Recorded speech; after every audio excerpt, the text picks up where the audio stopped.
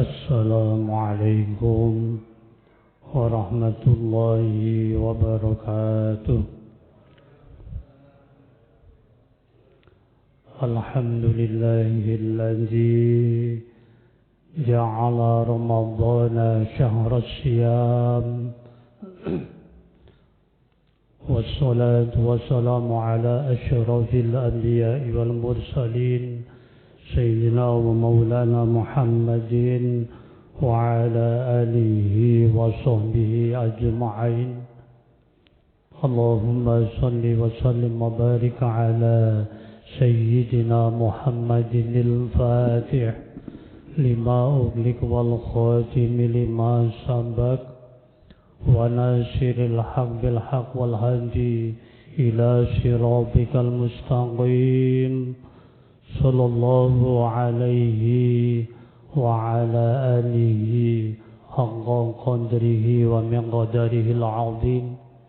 Amma ba'du, hadratul kiram, para alim, para ulama, asatid, asatidah, tokoh masyarakat, wabil khusus seluruh pengurus takmir Masjid Al-Maghfirah dan para jamaah yang sangat dimuliakan Allah Subhanahu wa ta'ala. Alhamdulillah, insyaallah kita yang hadir di majlis ini adalah hamba-hamba Allah pilihan, hamba-hamba Allah yang dimuliakan oleh Allah, yang mana di bulan Ramadan ini bulan yang penuh berkah, bulan di mana amal ibadah kita dilipat gandakan oleh Allah. Dan juga di bulan Ramadan ini diturunkan malam yang istimewa, yaitu malam Lailatul Qadar.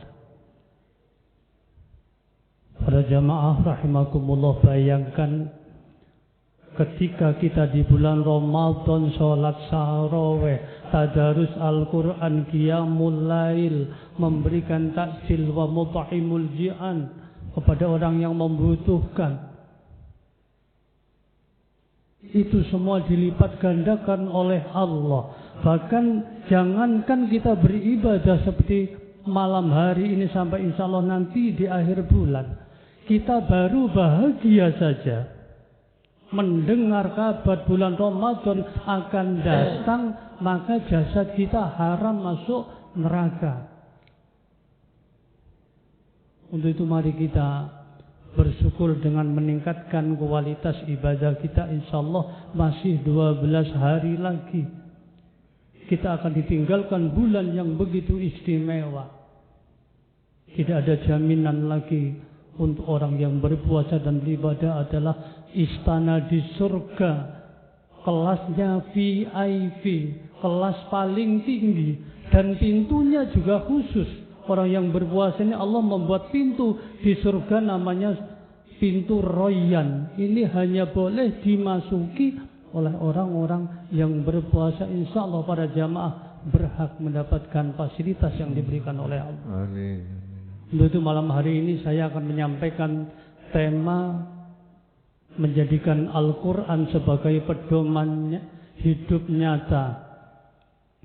Hadirin para jamaah rahimakumullah, semua nabi dan rasul yang jumlahnya 25 ini diberikan petunjuk oleh Allah. Dijelaskan di dalam Al-Quran namanya huda. Salah satunya adalah Allah berfirman di dalam Al-Quran surat Al-Baqarah ayat 38. Ini ayat yang menjelaskan tentang Nabi Adam. Bismillahirrahmanirrahim. Qul nahbitu minha jami'a fa imma ya'tiyannakum minni hudan faman tabi'a hudaya fala khaufun 'alaihim wa lahum yahzanun. Kami berfirman, kata Allah, pergilah kalian semua dari surga. Kemudian jika benar-benar datang petunjukku kepadamu, maka barang siapa yang yakin mengikuti petunjukku, maka dia tidak akan takut dan bersedih hati. Dalam suatu kisah, Nabi Adam ketika melanggar perintah Allah, diusir dari surga 40 tahun. Nabi Adam membaca doa, Rabbana zolamna anfusana wa illam taghfir lana wa tarhamna lanakunanna minal khasirin. 40 tahun tobat Nabi Adam baru diterima. Dan selama 40 tahun itu Nabi Adam tidak makan apa-apa. Nabi Adam bahkan tidak pakai pakaian, mohon maaf telanjang. Dan ketika mencapai 40 tahun, doa Nabi Adam diterima oleh Allah. Allah menyuruh malaikat Jibril menyampaikan wahyu dan membawa kain wol yang ditenun oleh Ibu Hawa. Ibu Hawa itu diturunkan di pantai di Jeddah, sedangkan Nabi Adam diturunkan di India. Baru 500 tahun bertemu dengan istrinya. Kelas Nabi Adam memohon ampunan kepada Allah 40 tahun baru diterima, kemudian diberikan wahyu dan diberikan hidayah oleh Allah ayat ini. Dan jika benar-benar turun petunjuk dariku, kata Allah, maka barang siapa yang meyakini mengikuti petunjukku, maka dia tidak akan takut dan bersedih hati. Ini kelas Nabi Adam. Nabi Adam ini diberikan petunjuk oleh Allah berupa kitab, jumlahnya 10 kitab. Sampai Nabi Musa masih menggunakan kitabnya Nabi Adam ini, karena Nabi Musa umatnya banyak yang membangkang sehingga Allah menurunkan kitab Taurat. Bagaimana dengan kita umat Rasulullah Muhammad SAW? Nabi yang luar biasa, Nabi yang diistimewakan oleh Allah, Nabi yang ada di hatinya hanya umatnya, hanya kita yang setiap hari didoakan oleh Rasulullah. Ini diturunkan petunjuk yang namanya Al-Quran, diterangkan oleh Allah. Tadi dibaca oleh Ustadzul Hajj Ali Mas'ud tentang bagaimana petunjuk yang Allah berikan kepada umat Rasulullah, yaitu Al-Quranul Karim. Bismillahirrahmanirrahim. Syahrul Ramadan alladzi unzila fihi al-Quran hudal linnas wa bayyinatin minal huda wal furqan. Bulan Ramadan adalah bulan di dalamnya diturunkan Al-Quran. Untuk apa? Hudal linnas. Bahkan hudal linnas, semua manusia ini, di dalam Al-Quran kalimat hudal linnas ini diulang 241 kali oleh Allah. Saking pentingnya kita hidup di dunia ini, butuh petunjuk yang namanya Al-Quran. Wa bayyinatin minal huda wal furqan, dan penjelasan-penjelasan tentang petunjuk. Di Al-Quran itu penjelasan-penjelasan tentang petunjuknya jelas.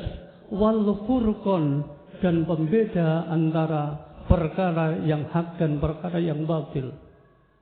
Hadirin kaum muslimin jamaah rahimakumullah. Al-Quran ini kitab yang universal, untuk semua zaman cocok.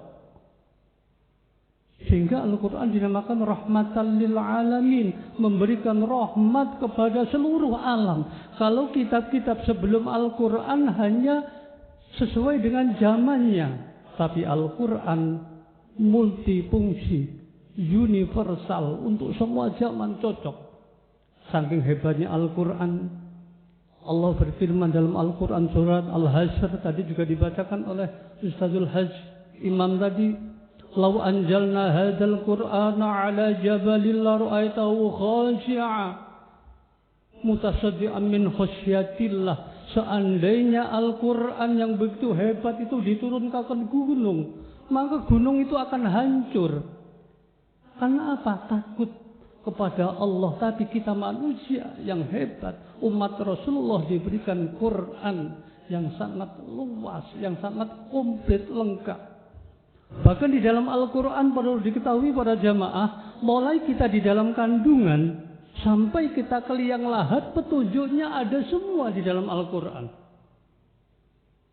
Contohnya ketika manusia diciptakan dalam penciptaan awal manusia di dalam kandungan, ketika zigot bertemunya sel kelamin jantan dan betina 40 hari, maka dua sel ini akan menjadi segumpal darah. Ini petunjuk dari Al-Quran. 40 hari kedua, darah ini diubah oleh Allah, dibentuk menjadi segumpal daging. 40 hari yang ketiga, daging ini dirubah oleh Allah menjadi tulang dan dibungkus dengan daging, jadilah calon bayi. 40 hari kali 3, 120 hari, 4 bulan. Kemudian Allah menyuruh malaikat datang meniupkan ruh dan menulis 3 ketentuan. Ajalnya, rezekinya, jodohnya ditentukan ketika umur 4 bulan di dalam kandungan. Ini semuanya dijelaskan di dalam Al-Quran. Sampai ketika ibu mengandung, ada lagi petunjuk dari Al-Quran untuk memperbanyak membaca kalimat-kalimat thayyibah, untuk meningkatkan kualitas ibadahnya agar anaknya menjadi anak yang salih. Sampai ketika lahir dijelaskan oleh Allah di dalam Al-Quran, dan sampai ibu menyusui berapa bulan, mengandung berapa bulan, di Al-Quran dijelaskan semua. Mengandungnya dan menyusuinya selama 30 bulan ada di dalam Al-Quran.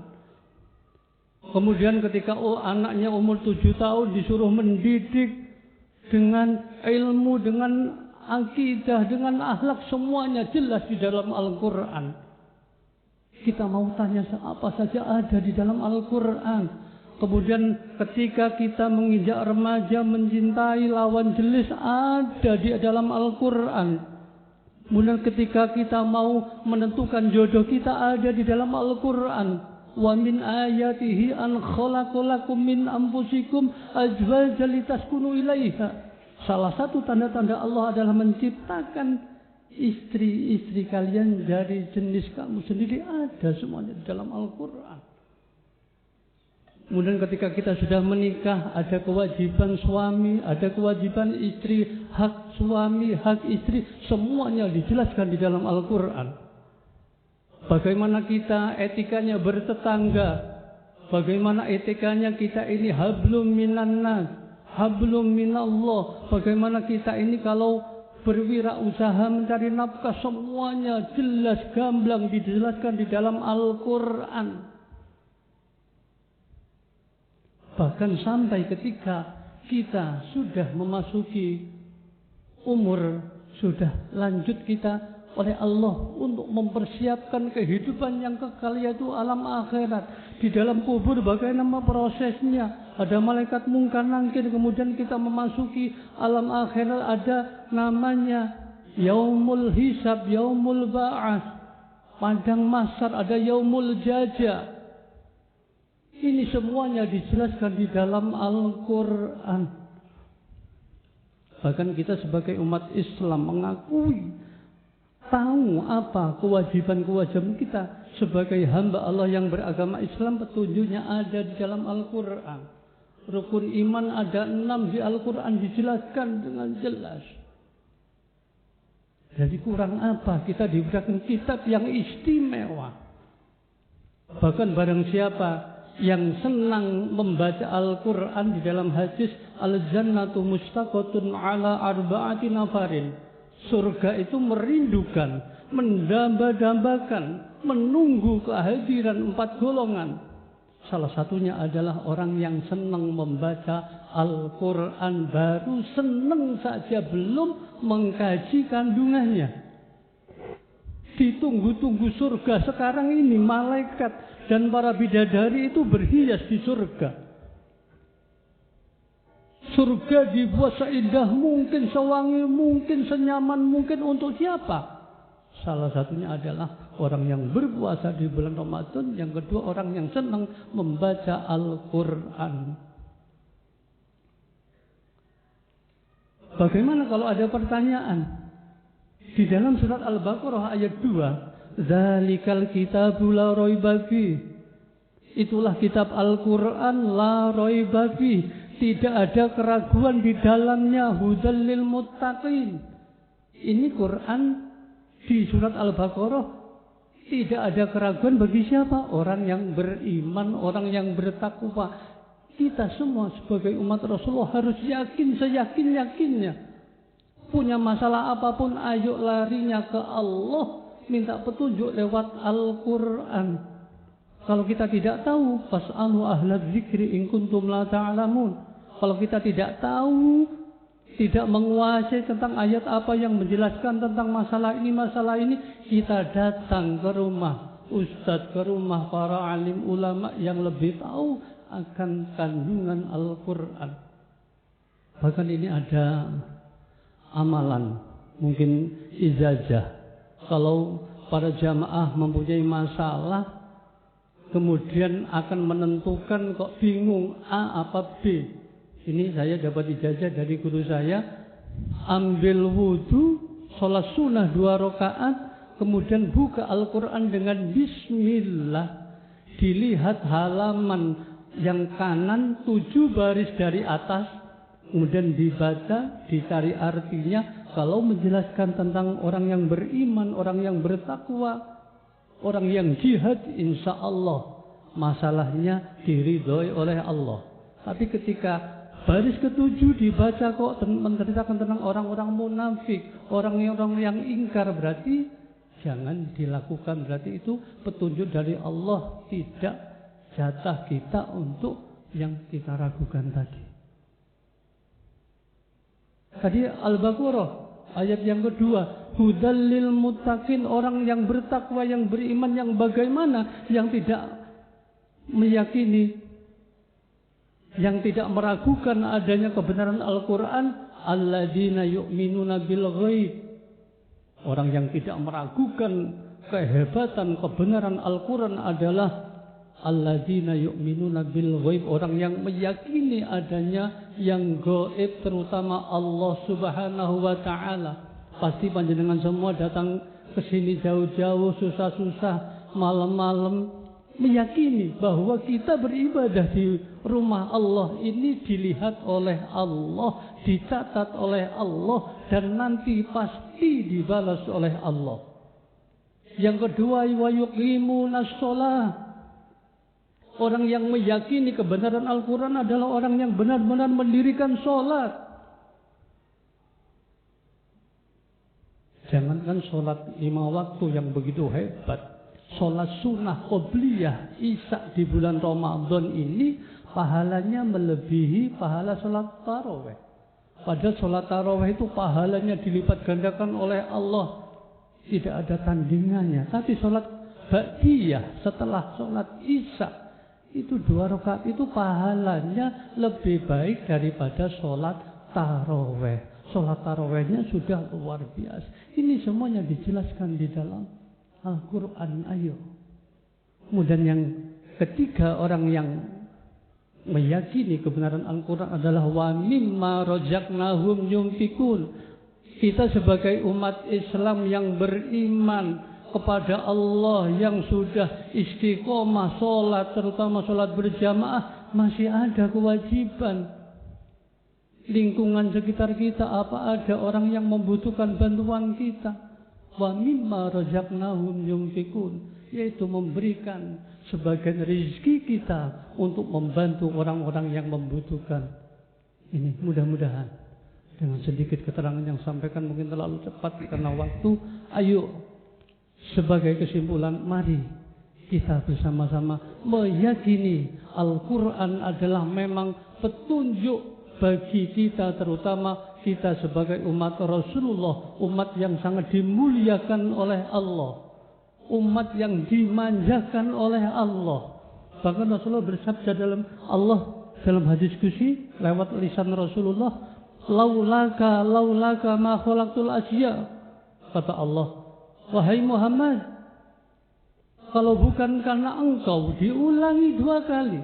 Wahai Muhammad, kalau bukan karena engkau, wahai Muhammad, aku, kata Allah, tidak akan menciptakan bumi, langit, dan isinya.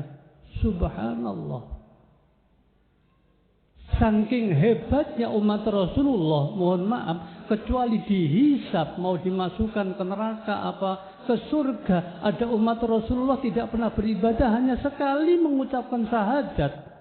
Dengan ridho Allah, izin Allah bisa masuk surga. Ini saking istimewanya Allah memberikan kita semua umat Rasulullah. Surga tidak boleh dimasuki oleh siapapun sebelum umat Rasulullah masuk ke dalam surga. Jadi kita ini nanti masuk surga, surganya paling tinggi dan paling pertama boleh memasuki surga. Umat-umat yang lain belum bisa. Ini kurang apa? Untuk itu ayo kita beribadah niatnya bersyukur kepada Allah. Kita memperbanyak amal soleh di bulan Ramadan tujuannya bersyukur kepada Allah. Insya Allah para jamaah semua ketika dicabut nyawanya oleh Allah masih menyesal. Sahabat Rasulullah yang bernama Sa'ban itu ahli ibadah. Ketika dicabut nyawanya menjerit, menyesal. Kita juga seperti itu insya Allah. Umat Rasulullah nanti ketika dicabut nyawanya, mau dicabut nyawanya oleh malaikat Israel ditunjukkan tayangannya. Amal ibadah kita ditunjukkan, kemudian surga ditunjukkan. Ini betul.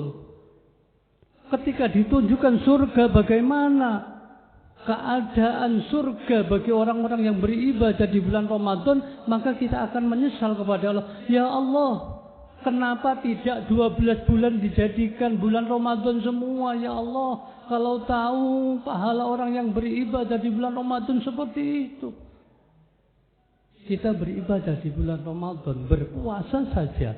Gunung-gunung yang ada di bumi ini dirupakan emas intan belian dibandingkan dengan nilai pahala orang yang berpuasa ditambah ibadah malamnya. Masih lebih baik pahala orang yang berpuasa. Subhanallah. Jadi ayo kita husnudon kepada Allah. Kita berterima kasih kepada Allah. Syukur kepada Allah. Agar kita semua layak mendapatkan tiket masuk ke dalam surganya Allah bersama-sama keluarga kita. Bersama-sama saudara kita. Yang insya Allah di masjid ini yang cinta. Yang hatinya sudah digadaikan ke masjid. Kalau tidak ke masjid hatinya kangen, kepingin ketemu dengan masjid. Itu sudah tanda-tanda orang yang akan mendapatkan tiket masuk ke dalam surganya Allah Subhanahu wa ta'ala. Hadirin kaum muslimin, jamaah salat Isya dan tarawih yang dimuliakan Allah, itulah sedikit yang bisa sampaikan. Mudah-mudahan dengan hanya beberapa menit saya memberikan share kepada panjenengan semua. Mudah-mudahan Allah menggetarkan hati kita.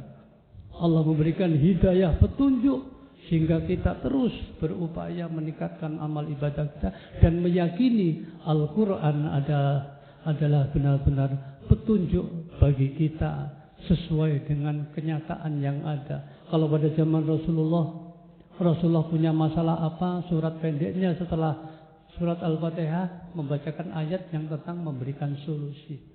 Kalau kita tidak bisa, kita hanya memilih ayat-ayat pendek yang kiranya itu juga nilainya dilipat gandakan oleh Allah Subhanahu wa ta'ala. Kurang lebihnya saya mohon maaf. Wallahul muwaffiq ila aqwamit thoriq. Wassalamualaikum warahmatullahi wabarakatuh. Waalaikumsalam.